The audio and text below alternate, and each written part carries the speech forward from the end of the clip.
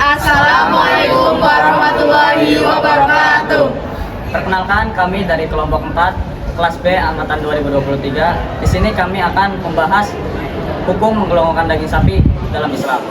Sebelumnya perkenalan terlebih dahulu. Perkenalkan, nama saya Paul Savero dengan NIM D10A023083. Perkenalkan, saya Agus Fakri Musadak dengan NIM D1A023086. Perkenalkan, nama saya Pranita Dewi Larasati dengan NIM D1A023105. Perkenalkan, saya Dilana Nida Putri dengan NIM D1A023088. Perkenalkan, saya Nova Karimatun Nabila dengan NIM D1A023084. Perkenalkan, saya Arif Abdurrahman Faiz dengan NIM D1A023111. Perkenalkan, nama saya Miko Saputra dengan NIM D1A023092. Daging sapi gelonggongan adalah daging yang diperoleh dari sapi yang sebelum disembelih diberi minum air sebanyak-banyaknya secara paksa dengan maksud menambah bobot daging sapi tersebut dengan cara digelonggong seperti ini. Terjadi serapan air secara tidak wajar ke dalam sel daging sehingga dapat merusak kadar protein dan zat lain di dalam daging. Akibatnya kualitas daging menjadi buruk dan mudah terjadi pembusukan, sehingga dengan hal ini otomatis akan menambah keuntungan dari si penjual. Cara mengisi air ke dalam perut sapi adalah dengan memasukkan selang ke mulut sapi sampai kedalaman kira-kira 1,5 meter ke dalam perut. Kemudian selang itu dialiri air. Setelah perut sapi penuh dengan air, sapi dibiarkan sejenak agar air yang berada di dalam perut meresap ke seluruh tubuh sapi.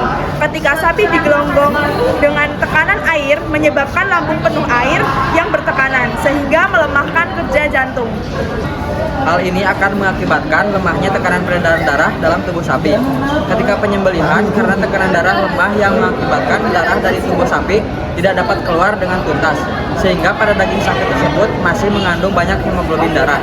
Selanjutnya, dinyatakan bahwa dalam uji laboratorium daging sapi gelonggongan menunjukkan reaksi yang sama dengan daging sapi bangkai, sehingga berdasarkan hasil uji laboratorium, daging sapi gelonggongan sama dengan daging sapi bangkai. Ciri-ciri daging gelonggongan di pasar ditandai dengan melihat daging mengandung banyak air atau tidaknya, lalu dijual dengan keadaan tidak digantung supaya tidak menetes. Baunya pun juga kurang khas seperti bau sapi biasanya. Selain itu, daging tidak bisa bertahan dalam suhu ruang apabila lebih dari 6 jam. Sedangkan daging sapi normal masih bisa bertahan selama waktu tersebut. Lalu, daging juga beraroma tidak sedap dan masam. Warnanya menghitam dan yang terakhir membusuk karena adanya bakteri. Hubungan sapi gelonggongan dengan animal welfare. Penyediaan daging gelonggongan merupakan salah satu bentuk pelanggaran animal welfare. Jika tidak ada tindakan tegas, itu akan sangat merugikan bagi masyarakat. Dalam penggelonggongan daging, oknum akan memasukkan air sebanyak-banyaknya pada sapi hidup. Itu bermaksud untuk menambah berat daging saat penjualan. Hewan menjadi kesulitan berdiri secara normal.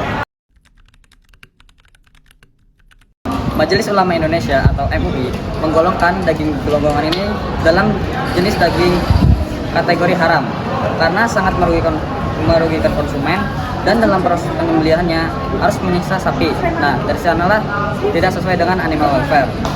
Kemudian MUI mengkategorikan sebagai bangkai. Jika daging tersebut dikategorikan sebagai bangkai, maka sudah tentu haram untuk dikonsumsi.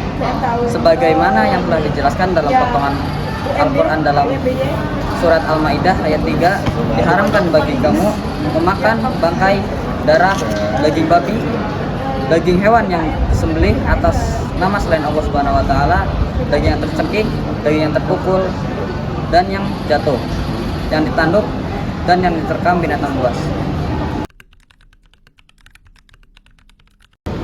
Dari segi fisik, daging gelonggongan yang paling mudah terlihat adalah daging yang tidak digantung, karena airnya akan menetes keluar.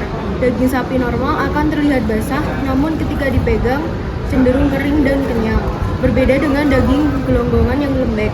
Yang kedua, dari segi harga, pasti jauh lebih murah dibanding dengan daging biasa, karena kualitasnya yang rendah. Yang ketiga, dari segi penjual. Umumnya penjual daging ilegal berada di luar pasar, tidak berada di lingkungan pasar. Sekian video yang dapat kami sajikan. Kurang lebihnya mohon maaf. Wassalamualaikum warahmatullahi wabarakatuh.